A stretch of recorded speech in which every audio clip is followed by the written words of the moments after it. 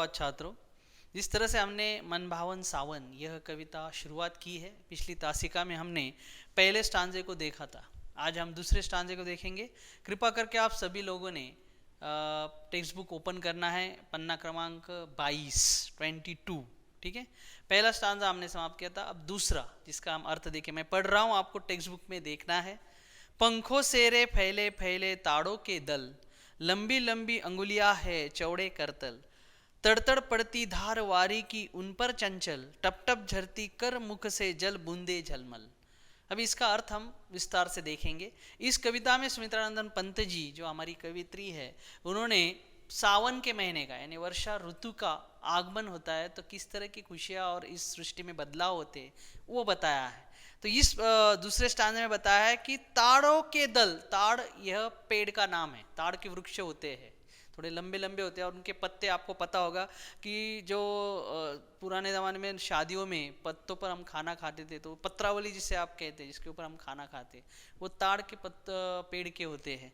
तो यहाँ पर कवि ने ऐसा महसूस किया है कि मानो जब वर्षा शुरू हुई तो ताड़ के दलों ने अपने पंख फैला, जैसे पंछी अपने पंख फैलाते हैं, मानो इस पेड़ ने अपने पत्तों को फैलाया है। किस लिए? इस बरसात की जो बूंदें गिर रही है उन्हें अपने ऊपर लेने के लिए, मानो उसने अपने पंख फैला लिए हो। लंबी लंबी अंगुलियां है चौड़े करतल। इतना ही नहीं, उनके जो टहनियां है वो मानो एक हाथ की तरह लग रहे। करतल का अर्थ है हाथ। इन्होंने अपने अपने हाथ चौड़े कर दिए हैं, बरसात के आगमन का स्वागत कर रहे हैं, ऐसा यहाँ पर प्रतीत हो रहा है। और उनके जो पत्ते हैं लंबे लंबे, वो मानो उनकी उंगलियां हैं, यानी उनकी टहनियां उनके हाथ और उनके पत्ते उनकी उंगलियां हैं, और उनसे वो मानो इस बरसात का स्वागत कर रहे हैं। तड़तड़ पड़ती धार वारी को उन पर चंचल, और ऐसे ही ऊपर से गिरने वाला जो पानी है, जल है, मानो उस पत्तियों पर तड़तड़ करके गिर रहा है। यानी जब बरसात आती है जोरों से तो पत्तों से गिरने की जो आवाज आती है उसका यहाँ पर उपयोग कर लिया है कवि ने। वो कह रहा है कि मानो वो तड़तड़ करते हुए उन पर आ रही है।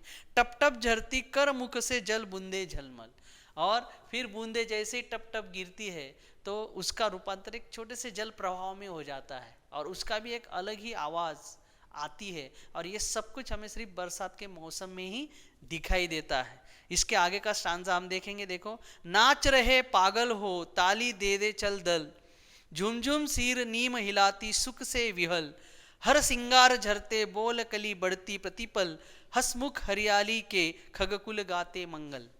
इस स्टांजे में कवि हमसे यह कहने जा रहा है कि देखो, वर्षा के इस मौसम में सभी पेड़ पौधे जो है आनंदी होकर झूम रहे हैं, और नीम का पेड़ भी वर्षा में भीगकर खुशी से झूमकर बेचैन हो रहा है।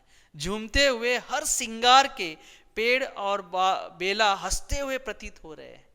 तो गर्मी का ताप सहते सहते घास पेड़ पौधे सभी त्रस्त और उदास हो गए थे, लेकिन जैसे ही वर्षा ऋतु शुरू हुई अब सारे पेड़ खुशी से नाच रहे हैं। इतना ही नहीं, पंछी भी गाने लगे। देखो, हसमुख हरियाली के खगकुल गाते मंगल, खग यानी पक्षी, कुल यानी सभी पक्षी अब मंगल गीत गाने लग गए।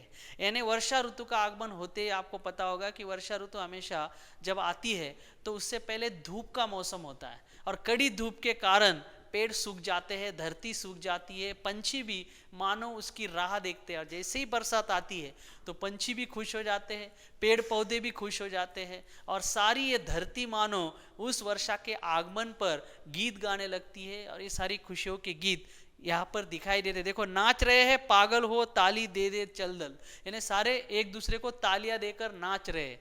मतलब पेड़ पौधे जो है हवा से हिलते हैं तो मानो एक दूसरे को तालियां दे रहे हैं, ऐसा कवि का यहाँ पर हमें बताना है। इतना ही नहीं, वो कह रहे कि सारे झूमकर, नीम का पेड़ भी इसमें अब खुश हो रहा है, आनंदित हो रहा है, क्योंकि नीम का पेड़ हमें पता है कि हमेशा कड़वा होता है, तो हमें लगता है कि वो कड़वा है तो उसका स्वभाव भी कड़वा होगा, ऐसा नहीं है।